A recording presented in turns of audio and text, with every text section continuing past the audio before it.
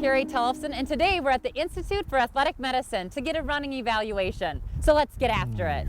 Typically we'll see somebody come in because they're having pain and they're not able to get through their runs and their races. I think it's important to see somebody as a runner who understands running and not necessarily having to see somebody who's been at any certain level. I think even just being a competitive runner in your own right, just understanding the importance of getting back to the sport for your physical and your mental health. So many runners, rely on that for their stress release. And you do this for all kinds of athletes. I mean, it's not just runners. Yeah, a lot of times we'll have people who maybe play soccer or a sport that involves running, and I've had patients who've had their ACLs reconstructed, a ligament in the knee that people often tear, and they want to get back to playing a sport, and running is their main limiting factor. They may be able to do some of the other things, but running is painful for them.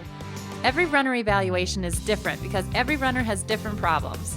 To show this, Jenelle walked us through 2 different evaluations, one of me and one of my cameraman and fellow runner, Tim. We begin by discussing our injury history to give Jenelle a place to start. Using that information, she puts us through a series of tests to gauge our range of motion, focusing on parts of the body that ail us the most. Finally, Jenelle puts us on the treadmill to observe our running form, watching our arms, hips, and stride.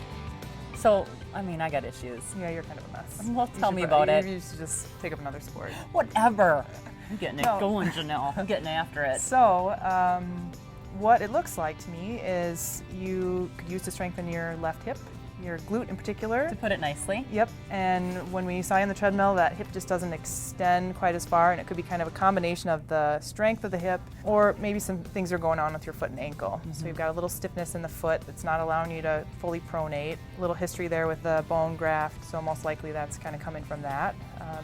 And that left leg just doesn't have a lot of power behind it, which is most likely the glute piece. So I would strengthen your glute, do some mobilization of that ankle, and just with your running kind of give you some cues to extend that hip a little farther. Okay, the guy behind the camera right there? Yes. That's he's your old patient, and now we say looked former, at yeah. Former, okay, yeah. So Tim has some strength deficits on the left side, which is totally Put it nicely again. Totally understandable, and a little bit of stiffness in his ankle joint. He's got a little history of a surgery on his foot on that side. So the ankle joint is stiff, and the muscles in the thigh and the hip are weak. So strengthening there, and his knee doesn't straighten out all the way. He's got a little bit of a meniscus thing going on, so we would do some work to get that knee to extend all the way, to straighten out all the way, which is important for walking and running form. So there's like 8 million exercises we can do, but really people need to come in and get their own individual exercises. Yeah, anybody can look online and type in their diagnosis and come up with exercises, but I think the biggest problem isn't the specific exercises. That's part of it, but I think doing them correctly. And I think even when you think you know what you're doing, just having that second pair of eyes to say, that just doesn't look quite right, or you want to make sure that you're firing the right muscles, because sometimes it's strength, but sometimes it's how you're using your muscles with the strength that you have. And that's where we come in, having that keen eye, that trained eye to be able to see how you're using things functionally. So, is there hope? I think there's hope. I do think there's hope. Do you think I could still whoop your butt every now and then? Probably any day. Whatever. She can whip my butt too. But now that you're challenging me, look out. Thanks for joining us at the Institute for Athletic Medicine, and get after it.